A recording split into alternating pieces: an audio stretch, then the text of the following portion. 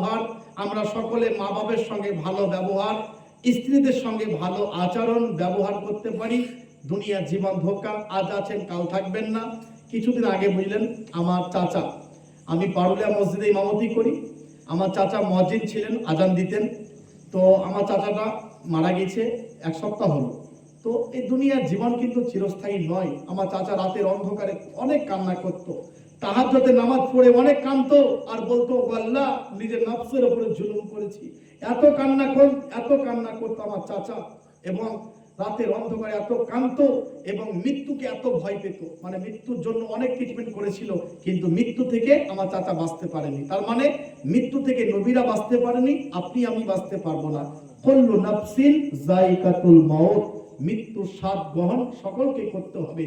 যার প্রাণ আছে তাকে মরতে হবে, মরণ থেকে কেউ রেহাই পাবে না। একটা মজার কথা, তওবা করলে আল্লাহ অতীতের গুনাহগুলোকে নেকি দিয়ে পরিপূর্ণ করে দিবে। বলুন সুবহানাল্লাহ। তো যাই হোক, দোয়া করছি।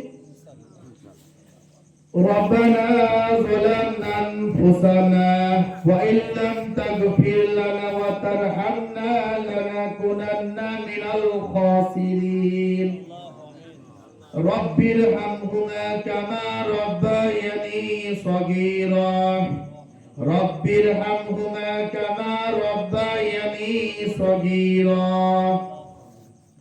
اللهم صل وسلم على نبينا محمد صلى الله عليه وسلم لا إله إلا أنت سبحانك إني كنت من الظالمين ও রব্বুল আলামিন, আমরা গুনাহগার বান্দা তোমার দরবারে দুটি হাত তুলেছি, তুমি আমাদের গুনাহগুলোকে মাফ করে দাও।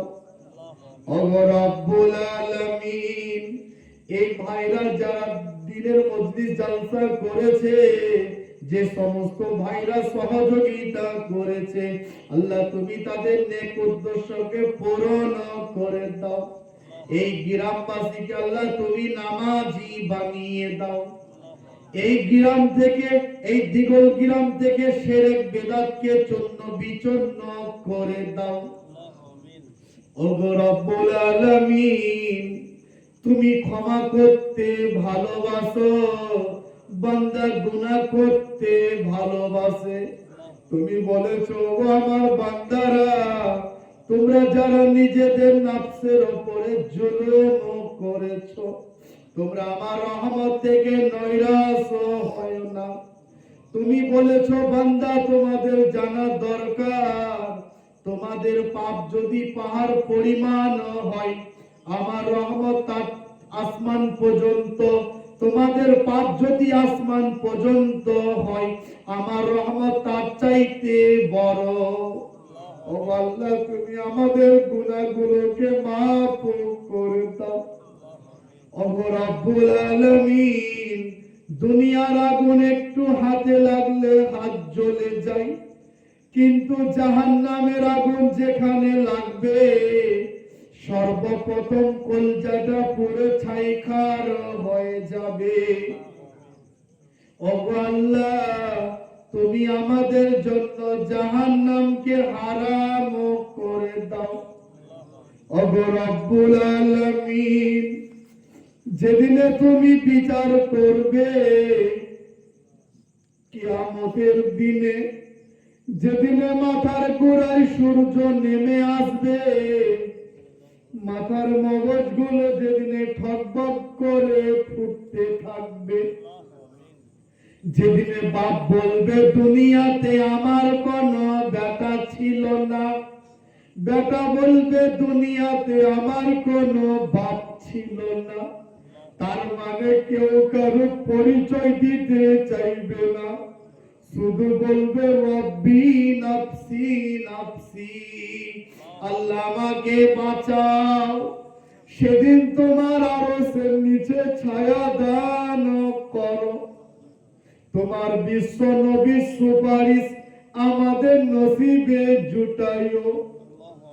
অনেকের মা নাই, বাপ নাই, ভাই নাই, আত্মীয় স্বজন যারা দুনিয়া ছেড়ে চলে গেছে, জানি না তারা অন্ধকার কবরের মধ্যে কোন হালে আছে।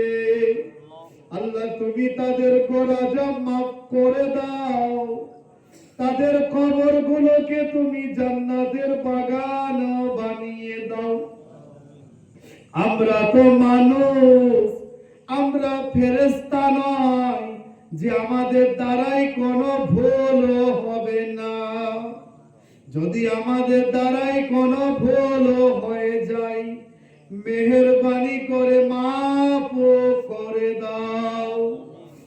আমাকে এবং আমার পরিবার সকলকে, আমার বন্ধু বান্ধবদেরকে, আমার আত্মীয় স্বজনদেরকে, আমার গ্রামবাসীদেরকে তথা সারা বিশ্বের মুসলমান ভাই বোনদেরকে গুনাহ থেকে বাঁচিয়ে নিও, নেক কাজের তৌফিক দান করো, জান্নাতুল ফিরদাউসের বাসিন্দা বানিয়ে নাও।